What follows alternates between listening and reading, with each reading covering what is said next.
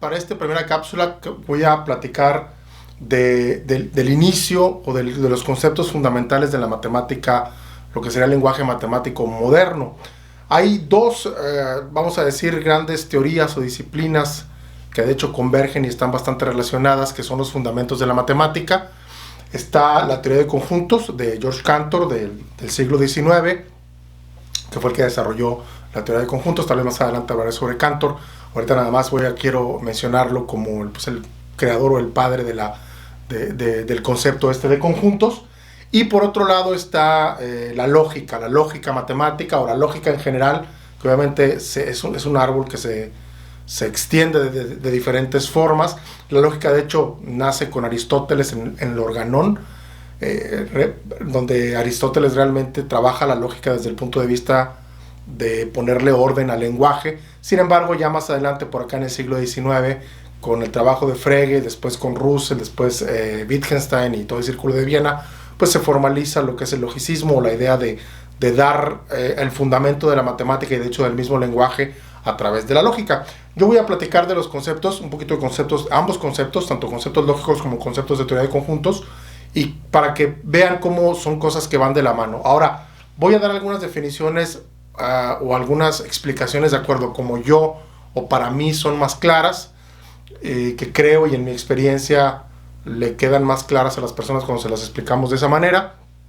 Hay muchas maneras de entrar tanto a la teoría de conjuntos como a la teoría o a la lógica, vamos propiamente a la lógica matemática, pero bueno, yo voy a tratar de hacer como la introducción más sencilla de acuerdo a como yo lo entiendo, ¿no? Entonces, bueno, voy a empezar con lo siguiente. Tenemos por aquí la idea de conjunto, y a lo mejor todos ustedes han escuchado de alguna manera o de alguna forma u otra el concepto de conjunto, y lo primero que uno se pregunta es, bueno, ¿cuál es la definición de conjunto? Y si ves por ahí el concepto de conjunto, la definición de conjunto te lo van a definir como una colección, un grupo de cosas, lo cual es peor todavía. Pero cualquiera de estas definiciones pues tiende a ser medio circular, ¿no? Porque si tú me dices que un conjunto es una colección de cosas, pues sí que es una colección. O sea, como que es exactamente lo que estamos tratando de describir, ¿no? La colección, vamos a decir, de cosas. Entonces, yo voy a definir los conjuntos y de hecho voy a aprovechar para darles una pequeña lección aquí de que en matemáticas las definiciones, sobre todo las más fundamentales, se hacen más bien describiendo las propiedades que tiene esa cosa que quieres definir. ¿Por qué? Porque lo que queremos finalmente cuando tenemos una definición es que si tú detectas eso, sepas qué es, ¿sí? Entonces quieres como las características de las cosas, de la cosa que quieres definir. Entonces en este caso, yo voy a, para darles un ejemplo de cómo definir lo que es un conjunto, como yo suelo definir los conjuntos en mis clases, ya sea de olimpiadas de matemáticas o en clases de universidad. El conjunto para mí es la abstracción, es una abstracción que nos sirve para ponernos de acuerdo acerca de qué cosas vamos a considerar en una discusión. Tengo aquí un pequeño diagramita donde imagínate que yo estoy aquí, tú estás allá, y tú y yo queremos tener una conversación sobre algo, ¿sí? Queremos discutir sobre algo. Y dentro de esa discusión queremos considerar a ciertos elementos, ciertas cosas, vamos a decir, o ciertos sustantivos, objetos, entes, lo que sea, dentro de nuestra discusión. Entonces, lo primero que tenemos que hacer es como que decidir qué cosas vamos a poner en la discusión y qué cosas no van a estar en la discusión. Y en el momento en el que tú y yo nos ponemos de acuerdo y decimos, ok, esto es lo que vamos a considerar dentro de la discusión, esa abstracción que nos permite hacerlo, eso es a lo que vamos a llamar un conjunto, ¿sí? Yo lo pongo aquí como una abstracción que sirve para ponernos de acuerdo, sencillamente. Ahora, ¿qué significa ponernos de acuerdo? Bueno, específicamente quiere decir que si yo tomo un ente o un objeto, pongo por ahí una X, tú y yo tenemos que estar de acuerdo si ese objeto X está dentro del conjunto, es decir, está en la discusión, lo vamos a considerar, o si es como el objeto Y que está fuera de la discusión, es decir, no lo vamos a considerar, ese no cuenta dentro de la discusión. Si tú y yo, o para este caso, una comunidad completa, se pone de acuerdo en cuanto a lo que está y lo que no está en ese conjunto o en esa discusión, entonces tenemos un conjunto propiamente definido. No es exactamente así como se define el conjunto, de una vez lo digo, esto va a ser una introducción a los conceptos de conjuntos y de lógica de manera a lo mejor un poquito informal o intuitiva, pero creo que va a servir bastante. Y lo importante aquí es que pongo por ahí una Z, si la ven justamente como en la orilla del conjunto, y puede ser que haya ciertos elementos que que no quede muy claro, que a lo mejor para ti sí está, pero para mí no está. En el momento en que hay una discusión como esa, quiere decir que no está totalmente bien definido el conjunto, y entonces de lo que se tiene que discutir en ese momento es de, bueno, ¿de qué estamos hablando exactamente? Ahora uno puede pensar que esto es muy obvio, sin embargo no es tan obvio, incluso para ejemplos muy sencillos, ¿no?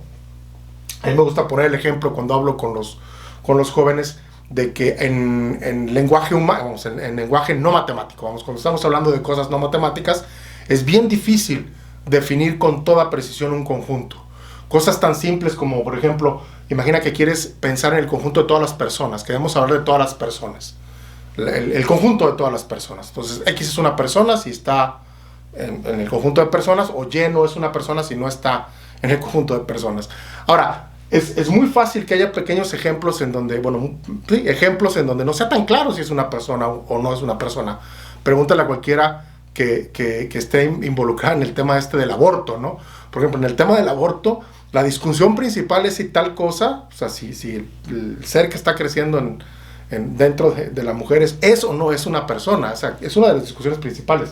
Entonces, olvídate de todo lo demás. Ni siquiera está claro lo que significa la cosa, ¿sí? Entonces, esa es un poquito la idea, ¿no? Poniendo un ejemplo no matemático. En matemáticas, realmente, dentro del mundo matemático, todos los conjuntos están perfectamente definidos, y al menos toda la comunidad matemática está perfectamente de acuerdo si el objeto está o no está en el conjunto. En otro momento voy a hablar de si el 0 es un número natural, porque es lo primero que muchos me van a decir, ¿no? Que hay unos que están de acuerdo de que está en el conjunto de los naturales o no.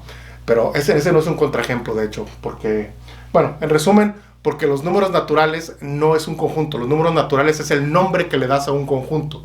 Entonces, la pregunta que se están haciendo los que dicen si el 0 es un natural o el 0 no es un natural, es si vas a darle el nombre de naturales al conjunto de números del 0 en adelante, o si le vas a dar el nombre de naturales al conjunto de números del 1 en adelante. Es decir, son dos conjuntos diferentes, y la pregunta es cuál de los dos lleva el nombre de naturales. Pero eso es otra discusión. Ok, lo que hay que saber sobre esto de conjuntos. Sí, pues la notación importante que si vas a aprender lógica o matemáticas debes de conocer es cómo decir que un elemento está en el conjunto, que se escribe de esta manera, X como una E curvadita D, X está en el conjunto D. Le puse D porque es como la discusión de la que estamos hablando, ¿no? O Y no está en D, ¿sí? Y tiene que pasar una de las dos cosas, ¿no? En este caso decimos X está en D o Y no está en D. Esa sería la idea, ¿no? Ahora, quiero hacer la conexión aquí con la lógica de predicados. En predicados, o propiedades, porque de hecho normalmente cuando uno tiene una discusión en matemáticas, habla más bien de propiedades, en el sentido de decir que un conjunto tiene una cierta propiedad. Entonces, si yo digo que X cumple una propiedad o tiene una propiedad, puedo poner algo así como P de X, ¿no? Donde P es la abstracción de la propiedad, y eso significa, por ejemplo, P de X significaría X cumple la propiedad. Por ejemplo, la propiedad de ser un número primo, ¿no? X cumple la propiedad de ser un número primo. P sería la propiedad de ser número primo. O si P es la propiedad de ser equilátero y X es un triángulo, P de X sería que el triángulo es equilátero, ¿no? El triángulo X cumple la propiedad de ser equilátero. O la función X cumple la propiedad de ser una función continua, ¿sí? Todo matemáticas, de hecho, se trabaja de esa manera. Tengo un objeto y tengo una propiedad, y yo puedo decir que ese objeto cumple la propiedad o que no cumple la propiedad, ¿sí? Para decir que no cumple, agrego esta barrita ahí. Se escribe a veces también con una ondita. Hay diferentes maneras de escribirlo dependiendo qué libro elijas. Pero en ambos casos se refiere a que no, bueno, en cualquier caso es no cumple la propiedad o sí cumple la propiedad. Y lo que quiero que asocien es que esta idea de propiedades o conjuntos son cosas que se pueden usar indistintamente, ¿sí? Yo puedo hablar del conjunto, ahorita que hablaba del ejemplo de los números primos, puedo hablar del conjunto de los números primos, o puedo hablar de la propiedad de ser un número primo. Y en ambos casos realmente estoy diciendo lo mismo, simplemente con un lenguaje diferente. Entonces yo tengo el lenguaje de los conjuntos y tengo el lenguaje de los predicados, o de las propiedades, al hablar en términos de afirmaciones lógicas.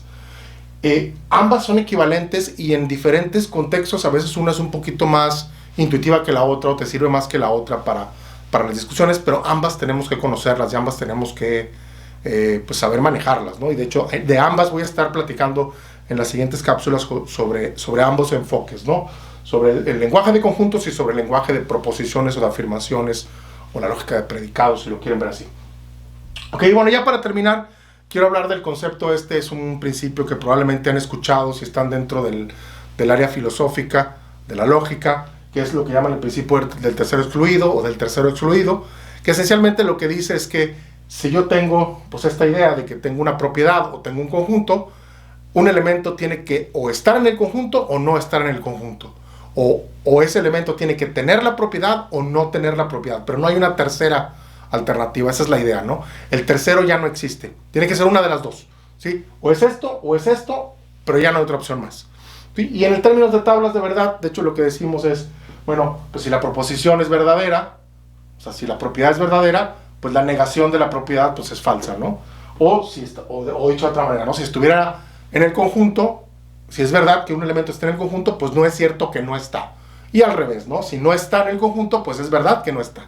Esa es la idea, ¿no? Una es verdadera, o la otra es falsa, o la primera es falsa y la segunda es verdadera. Tiene que ser una de esas dos, ¿no? Aristóteles de eso lo puso de esta manera, ¿no? Toda cosa es o no es. Ese es como dicho en lenguaje cotidiano, las cosas, una cosa o es o no es, y ya, ¿no? Sobre estos principios, de hecho, se basa la lógica. De hecho, todavía esto es lógica aristotélica, si lo quieren ver, aunque aquí estoy agregando realmente la idea de conjuntos. Esto es en lenguaje, esto digamos que es lo que decía Aristóteles, pero dicho en lenguaje actual, ¿sí? En lenguaje moderno, porque esta es la manera moderna de decir las cosas, ¿no? Realmente. Ok, bueno, con eso voy a cerrar. Esta es la primera cápsula del video. Quiero ver y sondear si realmente interesa estos temas de la lógica. Quiero conectar esta cuestión primero de la lógica y la matemática, porque realmente la lógica es la base, vamos, de la matemática. Si no tienes un dominio de la lógica, es muy difícil que llegues a dominar otros conceptos más profundos de matemáticas. Ok, muchas gracias por ver este video. Coméntame por ahí si tienes alguna duda. Si te gustó, compártelo si crees que le puede interesar a alguien, y no te olvides pues darle por ahí un me gusta o no me gusta al video, y suscribirte al canal si es que no estás suscrito. Y bueno, seguiremos por aquí con estas series más adelante. No me queda más que despedirme y decir lo que siempre digo: la matemática trata de una cosa, y es pensar correctamente. Nos vemos.